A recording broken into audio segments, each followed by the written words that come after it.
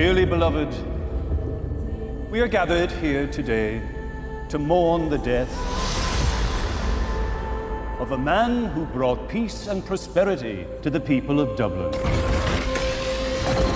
And of course, our thoughts and prayers are most of all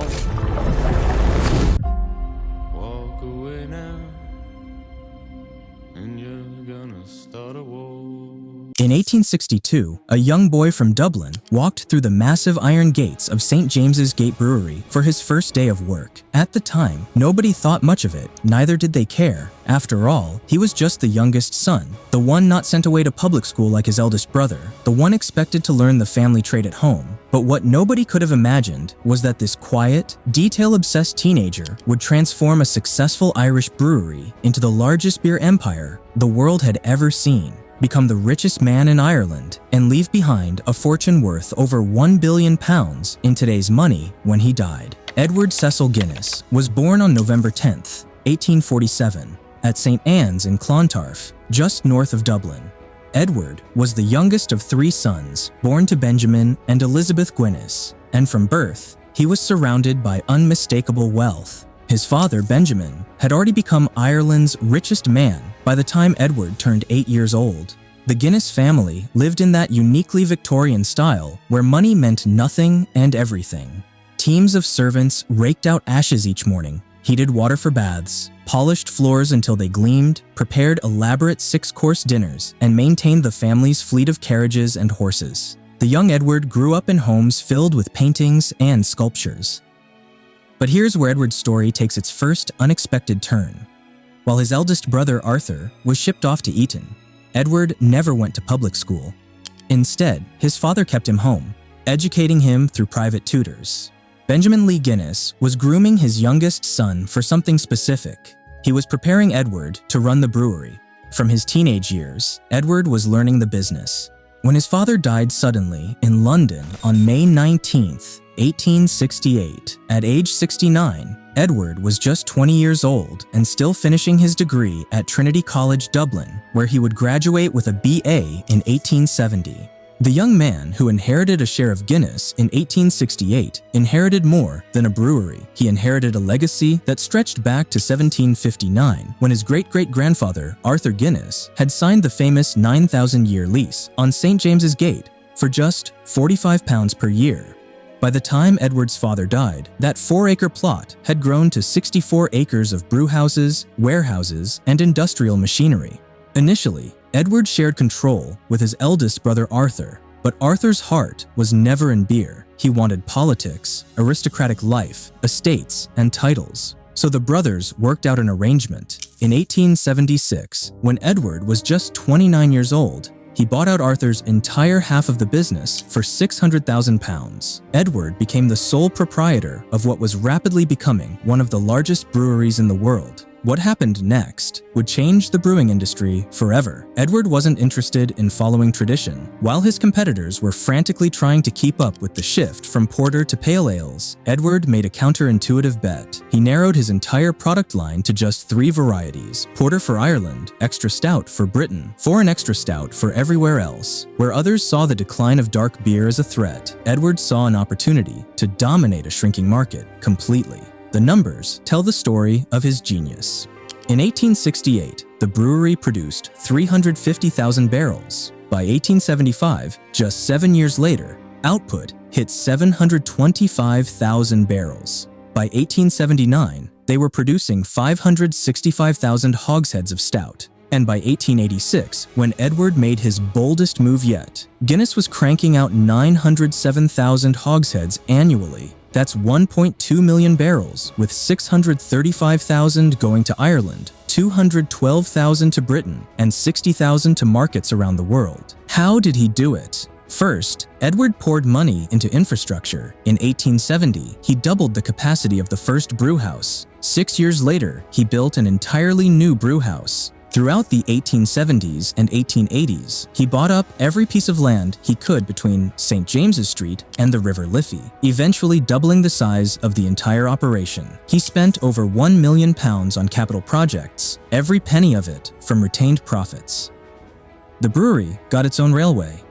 its own fleet of barges to transport beer to Dublin port, its own power plant. But Edward understood something his competitors didn't. Beer was only as good as the science behind it. In the 1890s, he established the Guinness Research Laboratory, encouraging his head brewer, Geoghegan, to push the boundaries of brewing science. Then, in 1899, he made a hire that would revolutionize not just brewing, but statistics itself. He brought in a young mathematician named William Seeley Gossett, who would publish his groundbreaking work on quality control under the pseudonym Student.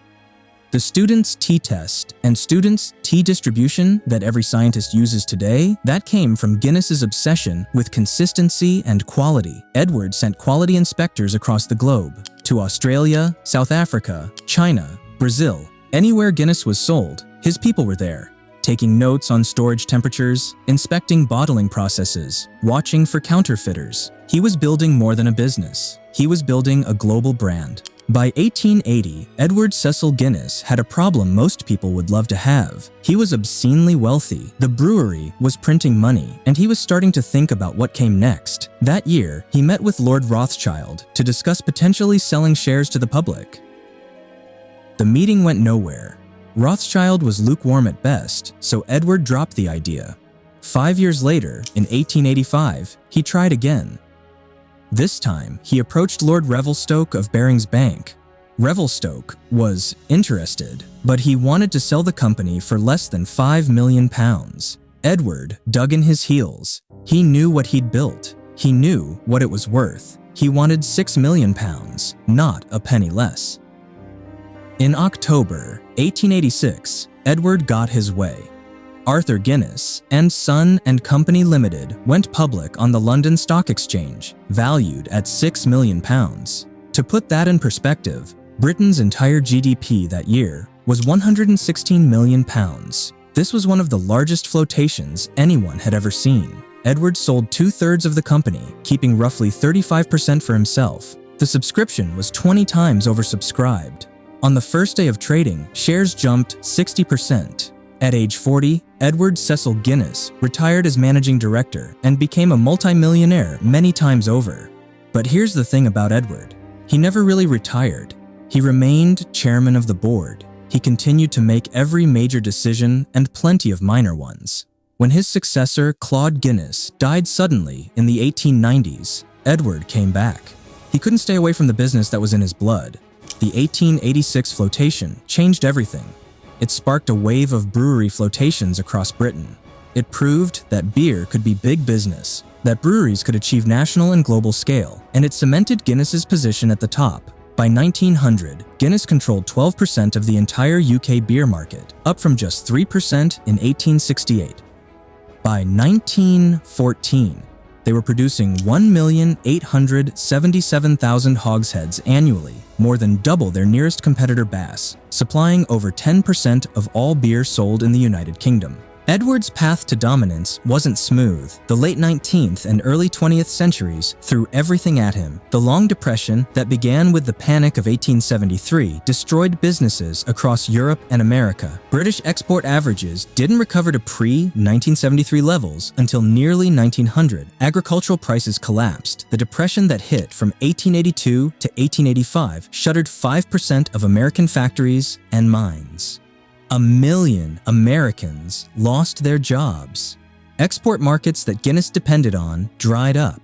But while competitors struggled and failed, Edward expanded. He used predatory pricing, a tactic the Guinness family had employed since the 1820s. They would target a specific town, sell below cost just long enough to force the local brewery out of business, then raise prices once they'd eliminated the competition. By the 1860s, they were using this tactic in Dublin itself. Guinness gradually became the only game in town. Of the dozen or so breweries operating in Dublin in the 1860s, the last non-Guinness brewery wouldn't close until 1949. His real competition came from Burton-upon-Trent. Bass Brewery had become the world's largest brewery by 1877, producing 1 million barrels annually and exporting to every corner of the globe. Samuel Alsop and Sons and Worthington Brewery were breathing down his neck too. These Burton brewers specialized in pale ales and IPAs, which were trendy and growing. Porter seemed to be dying. Edward's response? Double down on porter and stout. If pale ale was the future, he would own the past and the present. By 1886, Guinness virtually controlled the entire dark beer market in England and Wales. Sometimes being stubborn and brilliant pays off.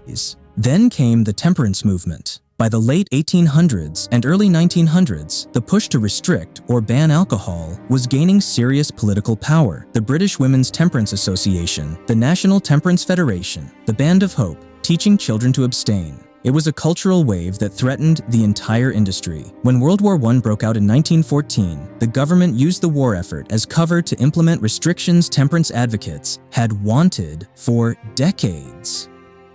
In October 1915, the Defense of the Realm Act stopped pubs from opening in the afternoon or late at night, watered down beer, and added an extra penny tax per pint. The State Management Scheme of 1916 effectively nationalized breweries and pubs in key armaments manufacturing areas. For Guinness, World War I brought devastation of a different kind. Over 800 employees, nearly one-fifth of the workforce, joined the British forces. They served on land, at sea, in the air, all over the world. 103 of them never came back. Edward made sure their families received half wages throughout the war. He guaranteed jobs for those who returned. It was both the right thing to do and smart business. The loyalty he built during those dark years was genuine. The war also strangled production. The government restricted barley growing because they needed land for food crops. They limited how much beer Guinness could produce and how strong it could be. These restrictions didn't fully lift until 1921. German submarines torpedoed Guinness cargo ships. On October 12, 1917, the SSW Barclay, loaded with stout bound for Liverpool, was sunk by a German U-boat 7 miles east of the Kish light vessel. 5 crew members died. Through it all, Edward kept the business running. When the war ended and recession hit in 1920 to 1921, with manufacturing production dropping 22% and unemployment more than doubling, Edward retooled product lines, improved marketing strategies, and cut costs without compromising quality. But Edward Cecil Guinness wasn't just building a brewing empire, he was building something else entirely, something that would outlast him by a century. In the Dublin of the 1880s, slums were everywhere. Families lived in squalor, disease spread unchecked, and children grew up in conditions that were inhuman. Edward looked at this and saw not just a moral failure, but something he could fix. In 1890, to mark his retirement, he placed £250,000 in trust, the equivalent of £33.5 million today, to build working-class housing. That same year, he founded the Guinness Trust in London with an initial donation of £200,000. Today, more than 130 years later, the Guinness Trust manages over 66,000 homes. In Dublin, he created the IV Trust, formalized through an Act of Parliament in 1903. He funded the largest area of urban renewal in Edwardian Dublin, building 226 flats over 26 shops in 8 high-density blocks. Those buildings still provide over 10% of the social housing in central Dublin today. He built the IV Hostel in 1905, providing accommodation for 508 homeless men. He opened the Ivia Baths in 1906, one of Ireland's earliest public swimming pools. He created the IV Market on Francis Street, giving street traders a place to sell their goods out of the rain, complete with washing and disinfecting rooms to combat disease. He established the IV Play Centre, Ireland's first after-school club. He cleared the slums north of St. Patrick's Cathedral and created St. Patrick's Park as a green lung for the city, then gave it to the people of Dublin. All told, Edward contributed almost £1 million to slum clearance and housing projects. That's over £100 million in today's money. His generosity extended beyond housing. In 1898, he donated £250,000 to the Lister Institute of Preventive Medicine, the first medical research charity in the United Kingdom. In 1903, he sponsored New Physics and Botany buildings at Trinity College, Dublin. In 1908, he co-funded the Radium Institute in London for cancer research. He helped finance the British Antarctic expedition of 1907 to 1909, and Mount IV in Antarctica was named in his honor. Back at the brewery, Edward was decades ahead of his time in worker welfare. In 1870, he established a free dispensary and medical center for all workers and their families, employing doctors, nurses, dentists, and midwives. Free healthcare continued through retirement. By the 1880s, every employee was part of a pension scheme, pensions transferred to widows upon death. There was a famous saying at the time, "A Guinness man means money, dead or alive." He paid employees 10 to 20% above average industrial wages in Dublin. He provided beer allowances, free meals, paid annual holidays, and annual excursions with train tickets and gratuities. In 1872, he built housing near the brewery for nearly 300 brewery families. In 1901, he established a building society to provide low-interest loans so staff could purchase their own homes. By 1907, welfare schemes were costing £40,000 annually, 1/5 of the total wages bill. During the 1913 Dublin lockout, the most severe industrial dispute in Irish history, when 20,000 workers faced off against 300 employers, Edward refused to join the other employers. He refused to lock out his workforce. His workers enjoyed significantly better conditions than anyone else in the city, and he maintained his relationship with the union despite pressure from other business owners. He sent £500 to the employer's fund, but he wouldn't break his workers.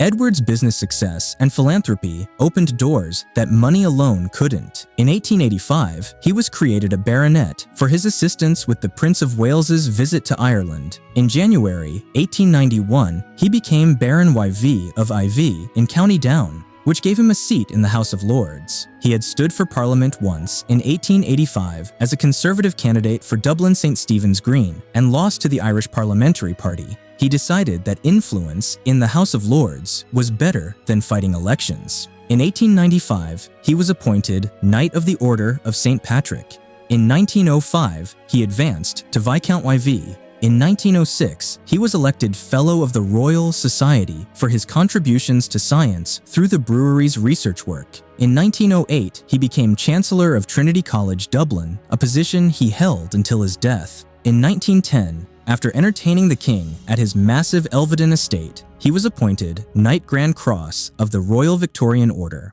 Finally, in October 1919, he reached the pinnacle. He became the Earl of IV and Viscount Elvedon of Elvedon in the county of Suffolk. It was the ultimate recognition of a lifetime of achievement in business, philanthropy, and public service. By then, Edward had amassed property to match his titles. In 1873, when he married his third cousin, Adelaide Maria Guinness, they purchased Farmley, a 78-acre estate in Dublin's Phoenix Park. Over the following decades, Edward transformed it from a small Georgian house into a palazzo with ballrooms and conservatories. In 1894, he bought Elvedon Hall and its 17,000-acre estate in Suffolk for £159,000 from the executors of Maharaja Duleep Singh. He eventually expanded it to 22,500 acres, one of the country's largest estates, where he regularly entertained royalty. Edward loved yachting, owned a 204-ton schooner called Sitonia, and even won a race between England and Kiel, sponsored by Kaiser Wilhelm in 1897. But his greatest property acquisition came later in his life. He purchased Kenwood House in Hampstead, London, to house his art collection. Edward had been collecting old master paintings, antique furniture, and historic textiles since the 1870s. He amassed works by Rembrandt, Vermeer, Gainsborough, Reynolds and Turner. His collection would become one of the most important bequests to the British nation in the 20th century. In 1917-18, he took part in the Irish Convention that attempted to find a moderate solution to Irish nationalist demands. Though opposed to Sinn Féin, he had a personal friendship with W.T. Cosgrave, who emerged as the first leader of the Irish Free State in 1922. Edward navigated the new political reality carefully, maintaining relationships even as Ireland's status changed. Edward's wife, Adelaide, whom the family called Dodo, died on February 16, 1916.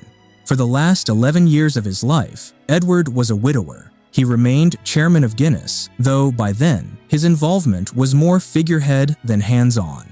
He continued to make major decisions, but the day-to-day operations ran without him. On October 7, 1927, Edward Cecil Guinness, 1st Earl of IV, died at his home at Grosvenor Place in London. He was 79 years old. He was buried at Elveden in Suffolk, surrounded by the thousands of acres he had turned into one of England's grandest estates. His estate was valued at £13,486,146, roughly equivalent to over £1 billion in today's money. This remained a British record until the death of Sir John Ellerman in 1933. The death duties paid from Edward's estate were so substantial that they helped fund government operations. He bequeathed Kenwood House in Hampstead to the nation as a museum for his art collection, known as the IV Bequest. Today, Guinness is owned by Diageo plc, formed in 1997 from the merger of Guinness plc and Grand Metropolitan. The Guinness family still holds a stake worth hundreds of millions. The St. James's Gate Brewery in Dublin, operating under that legendary 9,000-year lease, still brews Guinness. The brand is available in over 120 countries, brewed in almost 50. It's the highest-selling beer in both Ireland and the United Kingdom. In 2024, global sales grew 13%, with volume up 14%. In the UK, 1 in every 9 pints poured is Guinness. The brand was named Marketing Week's Brand of the Year in 2024. Guinness Zero. Zero is the best-selling non-alcoholic beer in the UK. The Guinness storehouse at St. James's Gate has welcomed over 20 million visitors since opening in 2000. The brand is worth approximately $4 billion. From the 15-year-old boy walking through the gates in 1862 to the Earl dying in a London mansion in 1927, Edward's journey was about more than brewing beer. It was about building something that would last. And 97 years after his death, when you pour a Guinness anywhere in the world, you're holding a piece of what that quiet, obsessive, brilliant man created. Thank you all for watching. Make sure to subscribe and like the video. Until then, I'll see you in the next one.